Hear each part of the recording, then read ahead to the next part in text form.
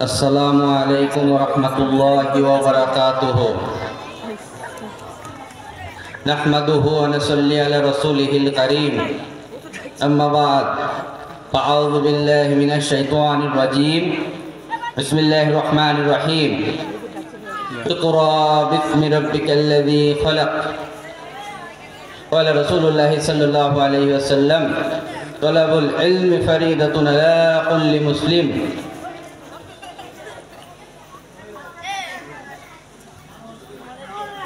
मुजिबनगर दारुल उलूम माक्किया कौमी बालक बालिका माद्रासार उद्योगे 27तम 2 दिन व्यापी ওয়াজ মাহফিলের প্রথম দিন। উক্ত অনুষ্ঠানের সম্মানিত সভাপতি সাহেব, আমার সামনে উপবিষ্ট দূর দূরান্ত থেকে আগত দিনী ভাইয়েরা, পর্দার অন্তরালে অবস্থানরত মা ও বোনেরা, আপনাদেরকে আরো একবার সালাম জানাই। আসসালামু আলাইকুম ওয়া রাহমাতুল্লাহ।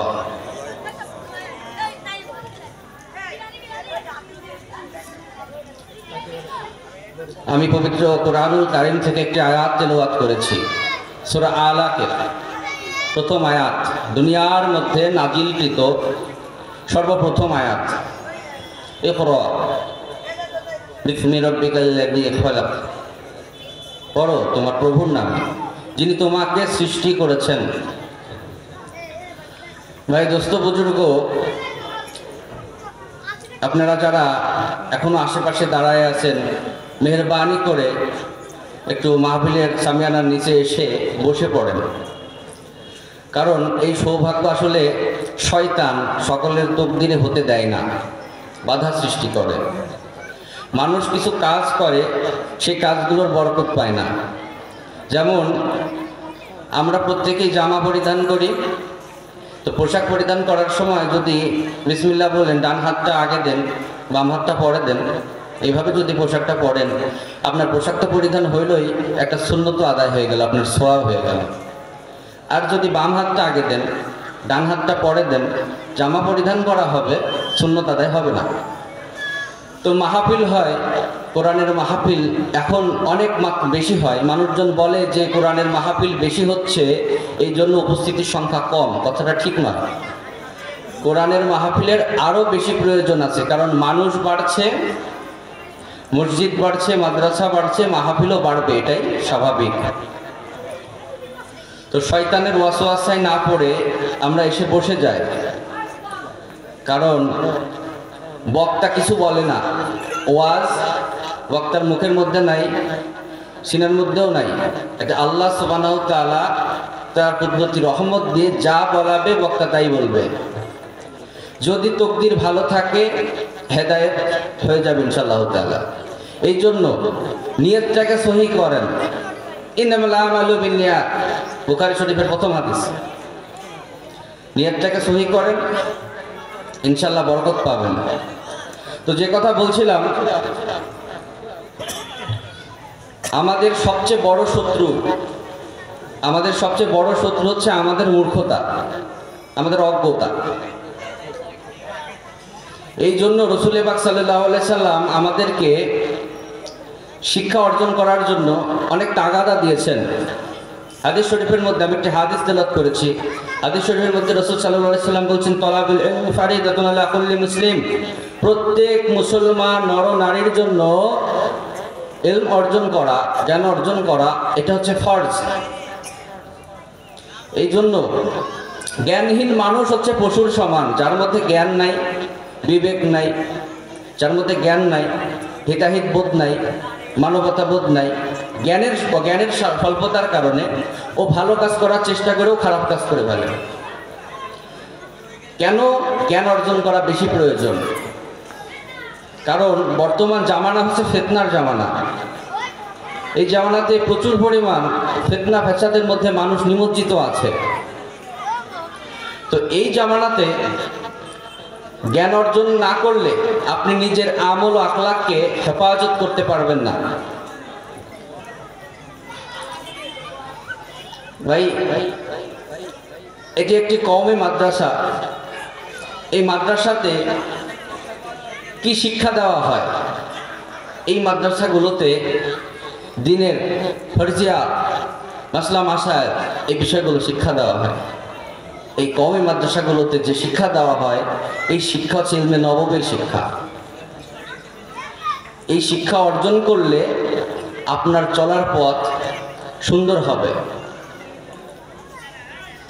আল্লাহ সুবহানাহু ওয়া তাআলা আপনাকে আমাকে দুনিয়ার মধ্যে সৃষ্টি করে পাঠালেন, এমনি এমনিতে পাঠান নাই। প্রতিটা কাজের পিছনে একটা উদ্দেশ্য থাকে, প্রতিটা কাজের পিছনে একটা উদ্দেশ্য থাকে। আল্লাহ সুবহানাহু ওয়া তাআলা আমাকে আপনাকে সৃষ্টি করে এই দুনিয়ার মধ্যে পাঠালেন একটা বিশেষ উদ্দেশ্যে, সেটা হচ্ছে তার ইবাদত বন্দেগী করা।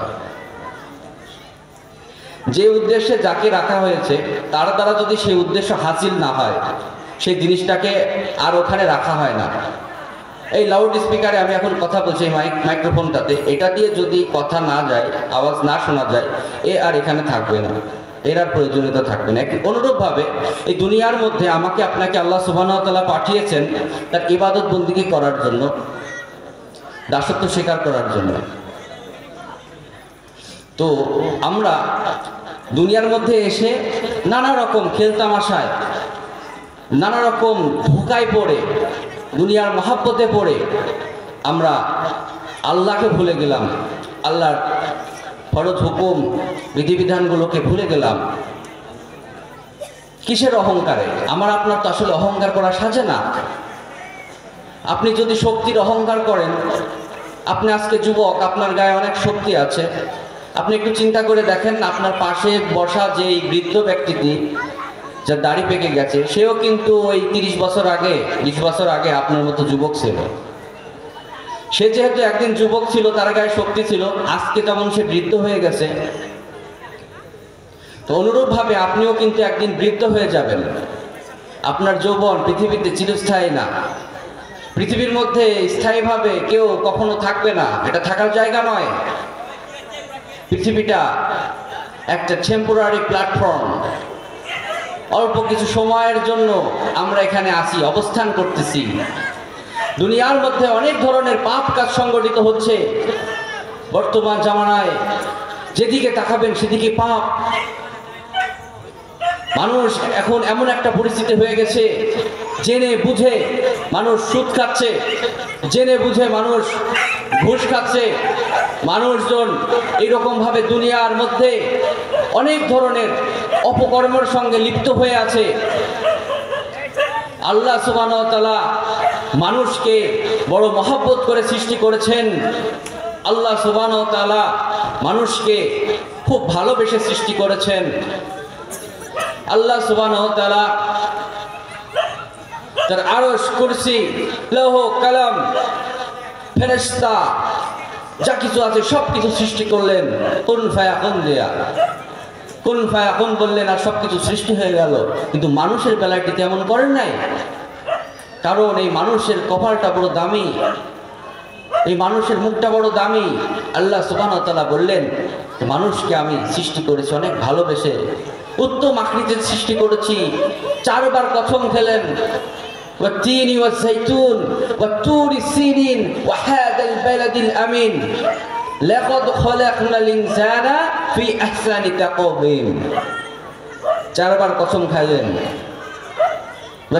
তিনের কসম খাইলেন, জাইতুনের কসম খাইলেন, তুর সিনিন, তুর পাহাড়ের পর্বতের কসম খাইলেন, হাদাল বালাদিল আমিন, পবিত্র নগরীর কসম খাইলেন। 4টা কসম খাওয়ার পরে অবশ্য আল্লাহ সুবহানাহু ওয়া তাআলার কসম খাওয়ার কোনো প্রয়োজনীয়তাই ছিল না, তারপরেও তিনি কসম খাইলেন। খাইয়ে বললেন, আমি মানুষকে উত্তম আকৃতিতে সৃষ্টি করেছি। একটু চিন্তা করে দেখেন, দুনিয়ার মধ্যে কত জন্তু জানোয়ার দেখা যায়, হয়তো শক্তিতে মানুষের থেকে অনেক বেশি, সাহসে অনেক বেশি, বাঘ আছে, সিংহ আছে, হাতি ঘোড়া, কত কিছু আছে। আপনি একটু চিন্তা করে দেখেন, মানুষের মতো উত্তম আকৃতিতে আর কোনো কিছুতে সৃষ্টি করা হয় নাই। মানুষকে উত্তম আকৃতিতে সৃষ্টি করা হয়েছে, কারণ আল্লাহ সুবহানাহু ওয়া তাআলা মানুষকে খুব ভালোবাসেন, খুব মহব্বত করেন। আল্লাহ সুবহানাহু ওয়া তাআলা দেখেন এই দুনিয়ার মধ্যে যত পাপ হয়, এই পাপগুলো দেখে আল্লাহর কাছে এই জমিন, আল্লাহর কাছে ফরিয়াদ জানায়, আল্লাহ এই আমাকে তুমি বলেছো চুপ থাকতে, শান্ত থাকতে, স্থির থাকতে, আমি তো আছি, কিন্তু দেখো তোমার নাফরমান বান্দারা আমার উপরে হেঁটে হেঁটে কত গুনাহ করে বেড়াচ্ছে। আসমান বলে আমি তো সবই দেখতেছি। এইভাবে করে সমস্ত সৃষ্টি ফেরেশতা সবাই আল্লাহর কাছে কমপ্লেন জানায় যে আপনার যেই সৃষ্টিকে আপনি আশরাফুল মাখলুকাত বললেন, সেই সৃষ্টিটা দেখেন আজকে দুনিয়ার মধ্যে কত ধরনের অপকর্ম করে বেড়ায়। আল্লাহ সুবহানাহু ওয়া তাআলারও রাগ হয়, তিনি এই পৃথিবীটাকে ধ্বংস করে ফেলার চিন্তা করেন। তিনি বলেন, আমি মনে করি, আমার ইচ্ছা হয় মাঝে মাঝে যে এই পৃথিবীটার মাটিটাকে আমি তামা বানিয়ে দিই আর আকাশটাকে আমি লোহা বানিয়ে দিই। এই আকাশ থেকে আর 1 ফুট বৃষ্টিও পড়বে না, এই জমিন থেকে আর একটা ফসল উৎপাদন হবে না। দেখি মানুষ তুমি কিসের বড়াই করো। যখনই গজব দেওয়ার জন্য তিনি মনে স্থির করেন, দুনিয়ার মধ্যে জমিনের দিকে যখন তিনি তাকান, তিনি দেখতে পান 4 শ্রেণীর মানুষ আছে যাদেরকে দেখলে তার মায়া বেড়ে যায়। আল্লাহ সুবহানাহু ওয়া তাআলা বলেন, এই 4 শ্রেণীর মানুষকে দেখলে আমার মায়া হয়। এর একটি শ্রেণী হচ্ছে বৃদ্ধ মুরব্বী মানুষ, চুলদাড়ি পেকে গেছে, ঠিকমতো হাঁটা চলাফেরা করতে পারে না, কিন্তু জবানে সবসময় আল্লাহর জিকির, উঠা বসা করতে পারে না। কত কষ্ট শীতের রাতে, কত কষ্ট করে ঠান্ডা পানি দিয়ে ওযু করে হাঁটতে হাঁটতে কষ্ট করে মসজিদের মধ্যে এসে ওঠা বসা করতে অনেক কষ্ট হয়, তারপরেও আল্লাহর দরবারে সিজদা দেয়। আমার আল্লাহ বলেন, ওই বৃদ্ধ বান্দাদের দিকে তাকালে আমার বড় মায়া সৃষ্টি হয়ে যায়। এইরকম ভাবে দুনিয়ার মধ্যে অনেক ছোট ছোট বাচ্চা আছে, মাসুম বাচ্চা আছে, যাদের এখনো পাপের খাতাই খোলা হয় নাই, কিন্তু তারা বাবা মা অপরাধ করছে, পাড়া প্রতিবেশী অপরাধ করছে। আল্লাহ সুবহানাহু ওয়া তাআলা যখন গজব দেওয়ার জন্য চিন্তা করেন, তখন ওই বাচ্চার দিকে তাকায় আল্লাহর বড় মায়া সৃষ্টি হয়ে যায়, তখন আর তিনি গজব দেন না। এই সমস্ত মানুষের জন্য আবার কিছু পশু পাখি আছে এই দুনিয়ার মধ্যে। আল্লাহ সুবহানাহু ওয়া তাআলা যখন বৃষ্টি বন্ধ করে দেন, তখন কিন্তু পৃথিবীর কোনো শক্তি পারে না বৃষ্টি হওয়াতে। আল্লাহ সুবহানাহু ওয়া তাআলা যখন বৃষ্টি বন্ধ করে দেন, তখন জমিনের মধ্যে যেই চতুষ্পদ জন্তু জানোয়ারগুলো আছে, ছাগল আছে, গরু আছে, ভেড়া আছে, মহিষ আছে, এই সমস্ত জন্তু জানোয়ারগুলো এরাও কিন্তু খুব কষ্ট পায়। এই সমস্ত অবলা পশু পাখিদের কষ্টের কথা চিন্তা করে আমার আল্লাহ দুনিয়ার মধ্যে গজব দেন না, আর সেই সুযোগটাকে কাজে লাগায়া আমি আর আপনি নাফরমানিতে ব্যস্ত। ইজা জুলজিলাতিল আরদু জিলজালাহা, ভূমিকম্প হবে, এই পৃথিবীটা কেঁপে উঠবে, এই সমস্ত পাহাড়গুলো তুলোর মতো উঠতে থাকবে, এই জমিনের মধ্যে যা কিছু আছে সব কিছু জমিন উগলিয়ে দেবে, বমি করে দেবে। এই জমিনের মধ্যে সব কিছু আছে, এই মাটির নিচ থেকে পানি ওঠে, গ্যাস ওঠে, তেল ওঠে, এইরকম ভাবে স্বর্ণ রূপা যা কিছু আছে সব কিছু এই জমিনের মধ্যে আছে। মাটি স্থির, মাটি বড় নরম, কিন্তু যখন আমার আল্লাহর আদেশ হয়ে যাবে তখন মাটি সব কিছু বের করে দেবে, তার বৃত্তান্ত সব বর্ণনা করতে থাকবে। আমি আপনি তখন রাস্তায় বের হয়ে আসবো এবং বলবো, এই পৃথিবীর কি হলো? কিছুদিন আগে একটা ভূমিকম্প হয়েছে, আমাদের কুষ্টিয়াতে হয়েছে, মেহেরপুরে হয়েছে নাকি, ভূমিকম্প হয়েছে। তো ওই ভূমিকম্পের সময় অনেক ভিডিও ভাইরাল হয়েছে। এখন তো সোশ্যাল মিডিয়ার যুগ, সিসি ক্যামেরার ভিডিও দেখা যাচ্ছে, ছোট বাচ্চা সন্তানকে ফেলে রেখে তার বাবা দৌড় দিয়েছে। এটা কিয়ামতের আলামত, আপনাদের জন্য সতর্ক বার্তা। সতর্ক হয়ে যান, গুনাহ থেকে ফিরে আসেন। বর্তমান জামানায় গুনাহ থেকে ফিরে আসা এতটা শক্ত, জ্বলন্ত আগুন হাতের মধ্যে রাখা যতটা কঠিন, তার থেকেও বেশি কঠিন ঈমান রক্ষা করে চলা। শেষ জামানায় আমরা শুধু গুনাহ করতে আসি, এমনিতেই গুনাহ করি, কেন করি নিজেই জানি না। গীবত, শিকায়েত, ফাহেসা কথাবার্তা, বিনা প্রয়োজনে হাসাহাসি করা, অট্ট হাসি দেওয়া। বেশি হাসবেন না, বেশি হাসলে নিজের রুহুটা মরে যায়। এটা হাদিস শরীফ। রাসূলুল্লাহ সাল্লাল্লাহু আলাইহি ওয়াসাল্লাম আবু হুরায়রা রাদিয়াল্লাহু তাআলাকে বলছেন যে এইরকম 5টা কাজ কে সে আছো আমার কাছ থেকে শিখবা এবং নিজের আমল করবা এবং অন্যদেরকেও বলবা। আবু হুরায়রা রাদিয়াল্লাহু আনহু বললেন, ইয়া রাসূলুল্লাহ, আমি আছি। সেই 5টা কাজের প্রথম নম্বরটা হচ্ছে গুনাহ থেকে, হারাম কাজ, সমস্ত ধরনের হারাম জিনিস বর্জন করা, হারাম খাবার, হারাম পোশাক, হারাম বিনোদন, সব কিছুকে ত্যাগ করা। এর 5 নম্বরে বলছে, আবু হুরায়রা কম হাসবা, কম হাসবা, অনেক লম্বা হাদিস। এর 5 নম্বরটা হচ্ছে কম হাসবা, বেশি বেশি জোরে জোরে হাসবা না, কারণ বেশি হাসলে অন্তর মরে যায়। আসলে আমরা আল্লাহর কাছ থেকে কোনো কিছু চেয়ে নিতে পারি না। হাদিস শরীফের মধ্যে আসছে, যদি তোমার একটি জুতার ফিতারও প্রয়োজন পড়ে, সেটা আল্লাহর কাছ থেকে চাইতে হবে, আল্লাহর কাছ থেকে চেয়ে নিতে হবে। কিন্তু আমি আপনি অন্য জায়গায় যায় ধর্ণা দিই, যেই জায়গায় যাওয়ার দরকার সেই জায়গায় না যায় যদি অন্য জায়গায় ধর্ণা দিই, কোনো লাভ হবে? হবে না। আল্লাহর কাছে চাইতে হবে। এই পৃথিবীর মধ্যে সব কিছু করার ক্ষমতা একমাত্র আল্লাহ রয়েছে। সমস্ত শক্তি যেখানে যে থেমে যায়, তার উপরেও আল্লাহর কুদরত কাজ করতে থাকে। এই জন্য বেশি বেশি আল্লাহর কাছে দোয়া করবেন, যেন গুনাহ থেকে বাঁচতে পারি, ভালোর পথে আসতে পারি। এই জন্য আল্লাহর কাছে বেশি বেশি দোয়া করতে থাকতে হবে। নিজের যত দুঃখ আছে, কষ্ট আছে, পেরেশানি আছে, যুবক তুমি হতাশ হয়ে পড়েছো, তুমি হতাশ হও না। আল্লাহ বলছেন, নিশ্চয় পূর্ববর্তী সময় অপেক্ষা উত্তম। সামনে তোমার জন্য যা কিছু আসছে তুমি টেনশন করো না, আল্লাহ তোমাকে এত কিছু দেবেন, তুমি খুশি হয়ে যাবে। তুমি রাহমাতুল্লাহ, রহমত হইতে তুমি নিরাশ হও না, আল্লাহর রহমত হইতে তুমি নিরাশ হও না। আল্লাহ বলছেন, আল্লাহ সান্ত্বনা দিচ্ছেন, কষ্টের পরেই আছে স্বস্তি, একটু ধৈর্য ধারণ করো, হতাশ হও না।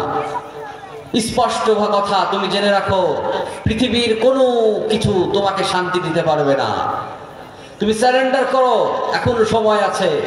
তুমি আল্লাহর কাছে ফিরে আসো, তুমি আল্লাহর কাছে ফিরে আসো, উজু করো, পবিত্রতা অর্জন করো, সালাতে দাঁড়িয়ে যাও। তোমার সমস্ত পেরেশানিগুলোকে আমার আল্লাহ তার কুদরতি রহমতে দূর করে দেবেন ইনশাআল্লাহ তাআলা। তুমি ফিরে আসো, খেলতামাশার মধ্যে জীবনটাকে কাটায় দিও না। আজকে তুমি যুবক আছো, কালকে বৃদ্ধ হবা, একদিন তোমাকে মারা যেতে হবে।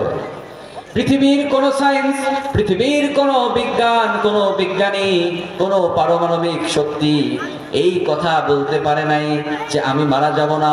অনেক নাফরমান আল্লাহর বিরুদ্ধে কথা বলেছিল এবং তারা আজীবন দুনিয়ার মধ্যে বাঁচার চেষ্টাও করেছিল।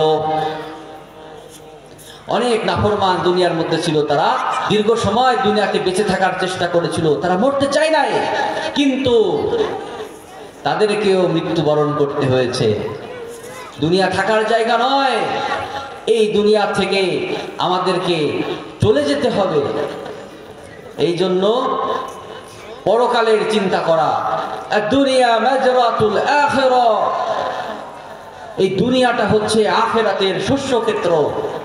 আপনি পরবর্তীতে আখিরাতে কি ফল পাবেন তা নির্ভর করবে আপনার দুনিয়ার কাজকর্মের উপর।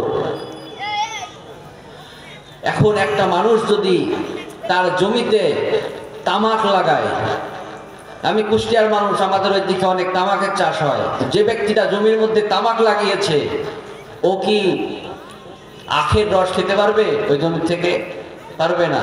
আখের রস খেতে হলে ওকে আখ লাগাতে হবে। অনুরূপ ভাবে এই দুনিয়ার মধ্যে যদি এক জাররা পরিমাণ সৎকর্ম করেন, তার পুরস্কার আমার আল্লাহ আপনাকে দিয়ে দেবেন। আর যদি এক জাররা পরিমাণ অসৎকর্ম করেন, খোদার কসম সেই দিনে আপনাকে আল্লাহর মুখোমুখি দাঁড়াতে হবে। ভাই, এটা কোনো গল্প কাহিনী নয়, কিচ্ছা কথা নয়। মৃত্যুর আযাব বড় কঠিন, বড় কঠিন মৃত্যুর আযাব। এই মৃত্যুর আযাব কে আমরা আজ ভয় পাচ্ছি না। মরবো, একদিন মরবো, কবে মরবো ঠিক আছে নাকি? দুনিয়াটা মস্ত বড়, খাও দাও ফুর্তি করো, না, দুনিয়াটা মস্ত বড় নয়, একদম চোখের পলকে চলে যাবে। একটু চিন্তা করেন, মুরব্বীরা যারা আছেন একটু চিন্তা করে দেখেন, এই তো সেদিন বিয়ে করেছিলেন, 50 বছর হয়ে গেছে। এই তো সেদিন, যুবক তুমি চিন্তা করো, এই তো সেদিন তুমি হাই স্কুলে ভর্তি হয়েছো, আজকে কলেজ শেষ করে ফেললা। সময় কত দ্রুত যাচ্ছে, আসলে সময় যাচ্ছে না, ফুরিয়ে যাচ্ছে তোমার হায়াত, আর তুমি এগিয়ে যাচ্ছ অনন্তকালের দিকে। সেখানে যদি তোমার ফয়সালা ভালো হয়, যদি তোমার জন্য সুখের বন্দোবস্ত হয়ে যায়, চিরস্থায়ী জান্নাত তোমার তকদিরে নসিব হয়ে যাবে। আর যদি তুমি কপাল পোড়াদের অন্তর্ভুক্ত হয়ে যাও, তাহলে অনন্তকালের জন্য তোমাকে জাহান্নামের মধ্যে থাকতে হবে। সেখানে তুমি কোনো সাহায্যকারী পাবা না, সেখানে তোমাকে সাহায্য করার জন্য কেউ থাকবে না। এই জন্য যতক্ষণ সময় আছে, হায়াত আছে, এই হায়াতের জিন্দেগিতে বেশি বেশি নেক আমল করতে হবে। জীবনে তো কত ওয়াজ নসিহত শুনে গেলাম, প্রতি জুম্মায় মাশাআল্লাহ বাংলাদেশের লক্ষ লক্ষ মসজিদে খতিব সাহেবগণ কত সুন্দর করে বয়ান করেন, কত বিষয়ের উপর আলোচনা করেন, কত ভালো ভালো কথা বলেন। আজকে আমরা সেগুলো কেন মানি না? আর এক দল আছে, মহব্বতের সাথে বলছি, ভাই আমি আপনার দিনী ভাই, আমি আপনার শত্রু নয়। এই বিভিন্ন মোবাইলের মধ্যে এক হুজুর এক কথা বলে, আর এক হুজুর আর এক কথা বলে, হুজুররাই খারাপ। এইটা কোনো কথা না, এটা কোনো লজিক না, কোনো হুজুর আপনার দলিল না। আপনাকে জ্ঞান অর্জন করতে হবে, আপনি পড়েন, আপনি দেখেন আসলে বিষয়টা কি, হাত কোথায় বাঁধতে হবে আপনি দেখেন, খোঁজেন, ঘাটেন, তালাশ করেন, তলব করেন। তলাবুল ইলমি আলা ফারিদাতুন, তলাবুল ইলমি ফারিদাতুন আলা কুল্লি মুসলিম, প্রত্যেক মুসলমানের জন্য, সেটা আমার জন্য, আপনার জন্য, সকলের জন্য ইলম অর্জন করা ফরজ। আপনি ইলম অর্জন করে দেখেন ইসলামের বিধান কি বলছে, হাদিসে কি আছে, কোরআনে কি আছে, এগুলো আপনি ঘাটেন, রিসার্চ করেন, অ্যানালাইসিস করেন। এখন তো অনেক সহজ হয়ে গেছে, অনেক কিছু বাংলায়, সব কিছু বাংলায় চলে আসছে। যারা বাংলা পড়তে পারেন তারা পড়েন, যাদের এখনো সময় আছে মাদ্রাসাতে পড়াশোনা করেন, আরবি শিক্ষা গ্রহণ করেন। নিজে পারেন নাই, নিজের সন্তানকে পাঠান, শিক্ষা অর্জন করান। এই শিক্ষা কাজে দেবে, মাদ্রাসার শিক্ষা কাজে দেবে, মৃত্যুর পরেও কাজে দেবে। যখন একটা মানুষ মারা যাবে, আমি আপনি রাজা বাদশা পৃথিবীর সমস্ত মানুষ যখন মারা যাবে, শেষ নিঃশ্বাস যখন ত্যাগ হয়ে যাবে, তারপরে কিন্তু আমার আপনার আর আমল করার কোনো সুযোগ থাকবে না। যদি কেউ বলে আমি তো পৃথিবীর বাদশা ছিলাম, আমাকে আর 2টা রাকাত নামাজ পড়তে দেওয়া হোক, আজরাইল কি সময় দেবে নাকি? আজরাইল কিন্তু সময় দেবে না। এইরকম ভাবে যখন আমরা মারা যাব, আমরা তো কম বড় অসহায় হয়ে যাব, তখন আমাদের কি হবে? এর জন্য পদ্ধতি আছে। মৃত্যুর পরেও যাতে আপনার কবরে সোয়াবের একটা অংশ চলে যায়, এর জন্য 3টা পদ্ধতি আছে। নাম্বার 1, সদগায়ে জারিয়া, এমন কিছু কাজ করে দেওয়া যেই কাজটার ফল দীর্ঘদিন ধরে জাতি পেতে থাকবে, মানুষের উপকারে যেই কাজ, যেই জিনিসটার ফল দীর্ঘদিন ধরে হতে থাকবে। যেমন আপনি রাস্তার পাশে একটা টিউবওয়েল নলকূপ স্থাপন করে দিলেন, একটা সুন্দর করে শেড করে দিলেন, ছায়ার ব্যবস্থা করে দিলেন, যে গরমের মধ্যে মানুষজন এসে এখানে বসবে, এখানে থাকবে, তারা একটু বিশ্রাম নেবে, কলের থেকে ঠান্ডা পানি খাবে। এই জিনিসটা যতদিন দুনিয়ার মধ্যে থাকবে, আপনার আমলনামায় এর সোয়াবের অংশ চলে যাবে, আপনি দুনিয়াতে থাকেন আর না থাকেন। আপনি একটা মসজিদ নির্মাণ করেছেন, সম্পূর্ণ পারেন নাই, একটা ইট দিয়েছেন, একটা ইট। ওই একটা ইট যতদিন পর্যন্ত ওই মসজিদের মধ্যে থাকবে, মসজিদের দেওয়ালটাকে ধরে রাখবে, ওই মসজিদের মধ্যে যতদিন ইবাদত বন্দেগী চলতে থাকবে, যারা ইবাদত করেছে তাদের সোয়াবের থেকে কোনো অংশ কাটা হবে না। আপনাকে অতিরিক্ত সোয়াব আল্লাহ সুবহানাহু ওয়া তাআলা দিবেন। আল্লাহর কাছে সোয়াব কম আছে নাকি? কম নেই। এইরকম ভাবে মসজিদ করা, মাদ্রাসা করা, এই কাজগুলো সদগায়ে জারিয়া করেছেন, দীর্ঘদিন ধরে এর ফল আপনারা ভোগ করতে থাকতেন, এই সোয়াব পেতে থাকতেন। আর একটা কাজ, সেই ইলম, জ্ঞান, যেটা আপনি দুনিয়ার থেকে চলে যাওয়ার পরেও কাজে আসবে। যেমন আপনি কিছু ইলম অর্জন করেছেন, সেটা কাউকে শিখালেন, সে এবার সেটা কাউকে শেখালো, এইভাবে করে সেটার চর্চা চলতে থাকলো। আপনি কিছু কিতাব লিখলেন, কিছু বইপত্র লিখলেন, যেটা দ্বারা পরবর্তীতে আরো ইলমের কাজ হতে থাকলো। আপনি কিছু কিতাব কিনে মাদ্রাসায় দিয়ে দিলেন। মাদ্রাসায় কিতাব দেওয়া বলতে আমরা বুঝি কোরআন শরীফ দেওয়া। কোরআন শরীফ মাদ্রাসাতে আলহামদুলিল্লাহ অনেক আছে। মসজিদে কোরআন শরীফ নিয়ে একদম খামাল, মানে একদম পালা দিয়ে রাখছে কোরআন শরীফ, পড়ার লোক নাই। কিন্তু মাদ্রাসার তালিবে ইলমদেরকে যদি আপনি কিতাব কিনে দেন, যেই বইগুলো পড়ানো হয়, হাদিসের কিতাব, বিভিন্ন মাসলা মাসাইলের কিতাব, এইগুলো যদি দেন, তাহলে দেখবেন যে এইগুলো পড়াশোনা চলবে, চর্চা চলবে, আপনার কিন্তু সোয়াবের অংশটা বাড়তে থাকবে। আপনি কোরআন শরীফ কিনে দিলেন, সেটা মসজিদের মধ্যে ওই যে রাখছে মুয়াজ্জিন সাহেব, মুয়াজ্জিন সাহেব মারা গেছে, তার ছেলে মুয়াজ্জিন, সেও মারা গেছে, তার নাতি ছেলে মুয়াজ্জিন। ওই কোরআন শরীফ কিন্তু তাকের মধ্যেই আছে, আর বাইরে হয় না, কেউ কোনোদিন পড়েই তো নাই। তাহলে আপনার কি সওয়াব যাবে? যাবে না। এটা বুঝের সমস্যা। এই জন্য এই ধরনের কিছু খেদমত যদি দুনিয়ার মধ্যে করে যেতে পারেন, ইলমের ক্ষেত্রে, দ্বীনি ইলমের ক্ষেত্রে যদি কিছু খেদমত করে যেতে পারেন, তাহলে মৃত্যুর পরেও ওই গহীন কবরের মধ্যে বসে থেকে আপনি সওয়াব পেতে পারেন। আর একটা সুযোগ থাকলো, এই সব যাদের হাতছাড়া হয়ে গেছে, ভাই মেহেরবানি করে ভাই হাত রেখে বলি, এই শেষ সুযোগটারে কাজে লাগান। সেইটা দুনিয়ার মধ্যে একটা নেককার সন্তান, সে ছেলে হতে পারে, মেয়েও হতে পারে, দুনিয়ার মধ্যে একটা নেককার সন্তান রেখে যান। সে ছেলেও হতে পারে, মেয়েও হতে পারে। সেই নেককার সন্তান যতদিন দুনিয়ার মধ্যে বেঁচে থাকবে, ততদিন সে নামাজ পড়বে, আর প্রতি নামাজের পরে হাত তুলে আপনার জন্য আল্লাহর কাছে দোয়া করবে। সেই দোয়ার বরকতে আল্লাহ সুবহানাহু ওয়া তাআলা আপনার কবরের মধ্যে জান্নাতের পুরস্কার দিয়ে দেবে। সেই সওয়াবের বরকতে আপনাকে উচ্চ মাকাম দান করে দেবে ইনশাআল্লাহ। এই জন্য নেককার সন্তান দুনিয়ার মধ্যে রেখে যাওয়া খুব জরুরি। যাদের সন্তান আছে, নিয়াত করে ফেলেন, এখানে আল্লাহর রহমত, জান্নাতের বাগান, বালক শাখা বালিকা শাখা পাশাপাশি একই জায়গাতে আছে। এইরকম সুযোগ হাতছাড়া করবেন না। আমি মেহেরবানি করে সকলের কাছে অনুরোধ করছি, পর্দার অন্তরালের মা ও বোনদের কাছে অনুরোধ করছি, এই মাদ্রাসাগুলোতে নিজেদের সন্তানদেরকে পড়াবেন। একটা জিনিস মনে রাখবেন, এই সন্তান আপনার কাজে দেবে। ওই যেই সন্তানটাকে আপনি কলেজের মধ্যে পাঠাচ্ছেন না, আসলে ওইভাবে হয় না। যে দিন ধরতে যায় তার দুনিয়া ক্ষতিগ্রস্ত হয়, আর যে দুনিয়ার পিছনে দৌড়ায় তার দিন ক্ষতিগ্রস্ত হয়। একসাথে দুইটা হয় না। একটা লেপে তিনজন মানুষ শোয়া সম্ভব নাকি? একজনের গায়ে একটু কম হবে, এদিকে টানলে ওইদিকে বেরোবে, এদিকে টানলে ওইদিকে বেরোবে, এটাই স্বাভাবিক, এটাই নিয়ম। তো আপনি দিন আর দুনিয়া দুইটা একসাথে নিয়ে থাকবেন, এটা হতে পারে না। দুনিয়ার শিক্ষা দুনিয়ার মধ্যে সাময়িক কিছু শান্তি হয়তো দিতে পারে, তাও দেয় না। আমার নজরে তো আসে না। অনেক লেখাপড়া শিখছে সন্তান, কোথায় চলে গেছে। হ্যাঁ, একদম গ্রামের থেকে মা মানুষের বাড়ি কাজ করে সেই সন্তানকে লেখাপড়া শিখাইছে। সেই সন্তান খুব ভালো রেজাল্ট করছে, বৃত্তি পাইছে, A+ পাইছে, তারপরে কলেজ শেষ করছে, ভার্সিটিতে চান্স পাইছে, ভার্সিটিতে যায় বড় লোকের মেয়ের সঙ্গে।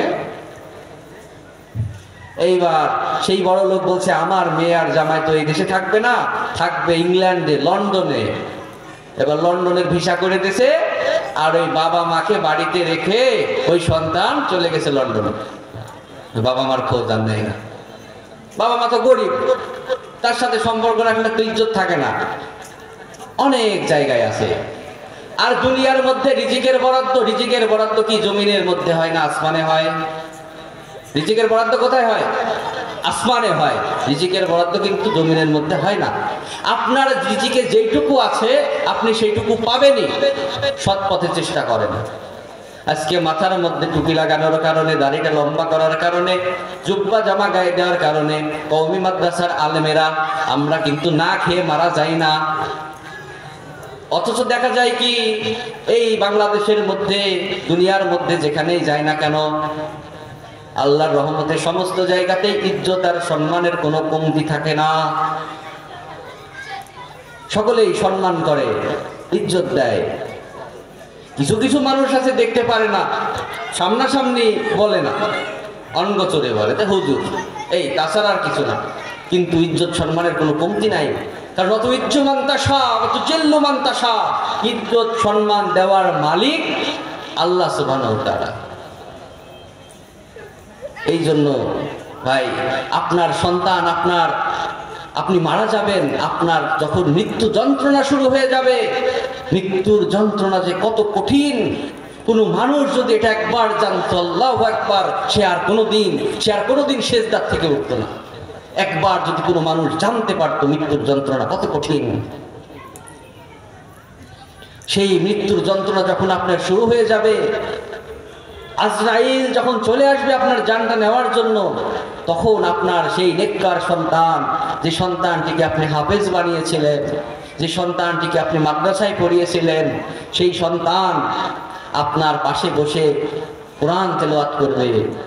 জান কবজের সময় তোমার হইবে যে আসান, কোরআন শেখাও ছেলে মেয়েকে, ওহে মুসলমান। সেই দিন কাজে আসবে। আফসোস, বাংলাদেশের 99% মানুষ ঠিকঠাক কোরআন পড়তে জানে না। এর আমরা বলি 90% মুসলমানের দেশ, এবং মুসলমানের মধ্যে আপনি এবার ক্যালকুলেশনে আসেন, দেখেন কোরআন পড়তে জানে না। আবার অনেকে আছে, অনেক কপাল পোড়া, এগুলো জানে, পড়ে না।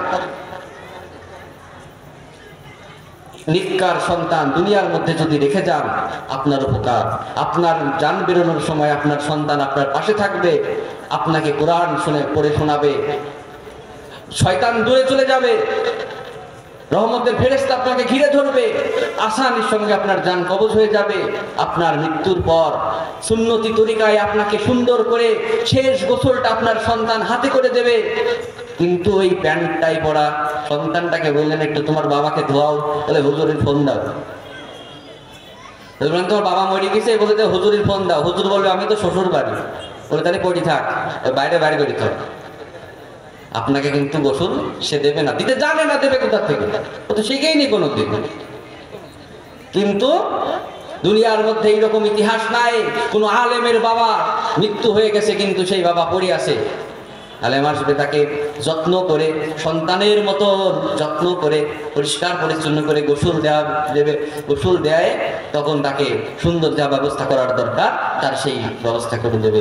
জানাজার নামাজ পড়াবে। আপনার বাপের জন্য আপনি দোয়া করলে যতটা মহব্বতের সাথে দোয়া করবেন, ভাড়া করা লোক দিকে সেই কাজ হয়? ভাড়া করা মানুষ দিয়ে দোয়ার কাজ হয় না। আমরা বুঝতে পারিনি, তাই আমি মনে করি যে কিছু ছেলে পেলে ডাকি নিয়ে আসি, ভাড়া করে নিয়ে আসি, একটু খাওয়া টাওয়া হবে না, হয় না। নিজের কাজ, আপনার সন্তান মরে গেছে, আপনার যে দরদ, আপনার বাবা মরে গেছে, আপনার যে দরদ। আমি আমার দাদাকে দেখেই নাই, আমার জন্মেরও 5 বছর 7 বছর আগে আমার দাদা মারা গেছে। তারপরেও আমার দাদার কথা মনে হইলেই, আমি ছবিও দেখি নাই, আমার দাদার কথা মনে হইলে আমার চোখ দিয়ে পানি চলে আসে। রক্ত, ইটস ব্লাড, এটাকে আপনি অস্বীকার করতে পারবেন না, এটা রক্তের সম্পর্ক। আপনার বাবার, আপনার সন্তান যখন আপনার জন্য দোয়া করবে, সেই দোয়াটা কতই না উত্তম দোয়া হবে। কিন্তু ভাড়া করা লোক দিয়ে দোয়া করান, সে মনে করে কি বা খাতি দেবেন, সে মনে করে দেবে ব্রয়লারই দিল না গরুর গোশত দিল, ঠিক আছে। এই জন্যে সে কিন্তু আপনার দোয়াও এরকমই করবে। আমার কথায় বেজার হচ্ছেন আপনারা? বেজার হয়ে না। তো এই জন্য সন্তানদেরকে দ্বীনি ইলম শিক্ষা করানোর প্রয়োজন আছে না নাই? মেয়েদেরকে, মেয়ে আপনার পিতার কাছে তার কন্যা সন্তান বড় আমানত। এটা আমানতদারিতার একটা জায়গা, এটা আমানতদারিতার একটা জায়গা। আপনি যদি বিদ্যুতের লাইনটা ওপেন রাখেন, ইলেকট্রিসিটির লাইনের সুইচটা দিয়ে রাখেন, আর যেই মাথায় কামার তার বেরোয় আছে ওই জায়গায় হাত দেন, দিয়ে বলেন আল্লাহ বাঁচাবে, আল্লাহ কি আপনার বাঁচাবে? আপনি সুযোগ করে দিচ্ছেন। মেয়েটার পাঠাই দিলেন যে যা মা সকালবেলা যাই প্রাইভেট পড়বা, প্রাইভেটের কি কোচিং করবা, কোচিং করে স্কুলে যাবা, স্কুলে আবার প্রাইভেট পড়িকা বাড়ি আসবা। তাহলে 24 ঘন্টার ভিতরে 14 ঘন্টা বয়ফ্রেন্ডের সাথে। এবার আপনি কি করবেন? আপনি তো সুযোগ করে দিলেন। আরে লোহা পাশাপাশি থাকলে ঘষা লাগবে, এটি স্বাভাবিক, আওয়াজ হবে। থালা বাসন যদি পাশাপাশি থাকে, স্টিলের থালা বাটি আছে না আপনাদের বাসায়, যদি একসাথে থাকে তা আওয়াজ লাগবে, ঘষা লাগবে না? এটাই তো স্বাভাবিক। ঘষা লাগবে, আওয়াজ হবে না, এটাও অস্বাভাবিক। তার মানে একজন নারী আর পুরুষের পাশাপাশি চললে তাদের ভিতরে একটা অ্যাফেকশন, একটা আকর্ষণ সৃষ্টি হবে। এইটা হচ্ছে স্বাভাবিক সৃষ্টি, আল্লাহর স্বাভাবিক সৃষ্টি। যদি কেউ বলে আকর্ষণ আমার হচ্ছে না, তাহলে বুঝতে হবে তো সমস্যা আছে, না মিথ্যে কথা বলছে, যে কোনো দুটো না। আমরা সারাদিন আমার পাশে থাকে, আমি তাকে বলির মতন দেখি, আর বলির মতন বলে পৃথিবীর কিছু হয় না, ওইসব চিটারি, ওইসব মিথ্যে কথা, ধোঁকাবাজ। এই সেকুলার সিস্টেমগুলো এইটাই শেখায় যে না তুমি নিজেকে হেফাজত করো। আরে আমি নিজেকে হেফাজত করবো তাই বলে আমি আগুনের কাছে ভিতর যাই নিজেকে হেফাজত করবো নাকি? আপনি একটা ঘড়ি কিনেছেন ওয়াটার প্রুফ, মানি নিলাম ওয়াটার প্রুফ, 2000 টাকা দিয়ে কিনেছেন, মানে কি পানির মধ্যে পড়লে পানি ঢুকবে না, আপনি সারাদিন পানির মধ্যে ডুবা রাখবেন না, সেফ জায়গায় থাকতে হবে। তো এই জন্য যে কথা বলছিলাম যে আপনাদের মেয়ে সন্তানগুলো, যুবক তোমাদের বোনেরা, তোমাদের কাছে আমানত। মুরব্বী যারা আছেন, আপনাদের মেয়ে, আপনাদের নাতনি, এইগুলো আপনার কাছে আমানত।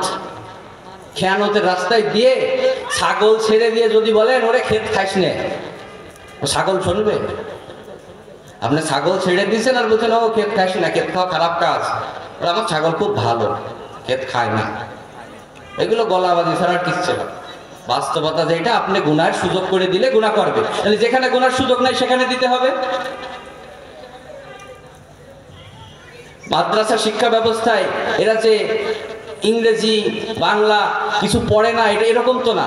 কওমি মাদ্রাসার যে কারিকুলাম আছে, এখানে জেনারেল বিষয়গুলো খুব যত্ন সহকারে ভালোভাবে পড়ানো হয়। একটা মানুষের জন্য যতটুকু দরকার, একটা মানুষের জন্য কি দরকার, একটা মানুষের জন্য কি দরকার, সে একটা বিষয় পড়বে, পড়ে সেই বিষয়টার অর্থ বুঝবে, মানেগুলো বুঝবে। এই তো অঙ্কের বিষয় কি আছে, যোগ বিয়োগ গুণ ভাগ করবে, যাতে সে ব্যবসা বাণিজ্য করতে পারে, হিসাব নিকাশ পারে। এই তো জিনিস, এই তো শিক্ষা। আর যেটা আসলেই প্রকৃত শিক্ষা, সে অনেক মাসালা জানবে, সে বুঝবে কোন জায়গায় হারাম, কোন জায়গায় হালাল, কোন জায়গায় আমার ক্ষতি হচ্ছে, কোন জায়গায় আমার ভালো হচ্ছে। এই বিষয়গুলো কিন্তু সে বুঝতে পারবে এই কওমি মাদ্রাসাতে যদি সে পড়াশোনা করে। এই কওমি মাদ্রাসার শিক্ষা ব্যবস্থাটাকে অনেকে তুচ্ছ তাচ্ছিল্য মনে করে। তাদের উদ্দেশ্যে বলি, মহব্বত রেখেই বলছি, কওমি মাদ্রাসার একজন ছাত্র সে কষ্ট করে হলেও 2-4 লাইন ইংরেজি পড়ে দিতে পারে, অর্থও বলে দিতে পারে। এত কষ্ট হতে পারে, চর্চা নেই। অঙ্ক হয়তো বীজগণিতের উচ্চতর অঙ্কগুলো পারবে না, কিন্তু স্বাভাবিক যে ঐকিক নিয়মের অঙ্ক, সরল, গসাগু, লসাগু, এইগুলো পারবে। কিন্তু এই স্কুল কলেজের শিক্ষা ব্যবস্থায় যারা শিক্ষিত হয়েছে, তাদেরকে যদি একটা ফার্সি কিতাব দেওয়া হয়, ফার্সিতে লেখা একটা কিতাব দেওয়া হয়, ওই কিতাবের উপরে যে নাম লেখা আছে না, ওই নামটা ও সারা রাত সারা দিন 24 ঘন্টা 2 বছর সময় দিলাম তাও পড়িয়ে দিতে পারবে। কি নাম, বইয়ের নামটা কি তাই পড়তে হবে, ভিতরের পড়া তো বড় দূরে। কওমি মাদ্রাসার শিক্ষায় একজন সন্তান, একটা ছাত্র বাংলা শেখে, নিজের মাতৃভাষা যথেষ্ট ভালোভাবে শেখে, আরবি শেখে, এটা কোরআন সুন্নাহর ভাষা। শিক্ষা প্রত্যেক মুসলমানের জন্য কি ফরজ, শিখতে হবে, না শিখলে আপনি চলবেন কিভাবে? সেই আরবি ভাষা শেখে, উর্দু শিখে, ফার্সি শিখে, ইংরেজি শিখে, অনেক কিছু শেখে। আর সবচাইতে জরুরি জিনিস যে বিষয়গুলো শেখে সেগুলো হচ্ছে প্রয়োজনীয় মাসলা মাসায়েল, নিজের চলার পথে কোনটা হালাল কোনটা হারাম, এই বিষয়গুলো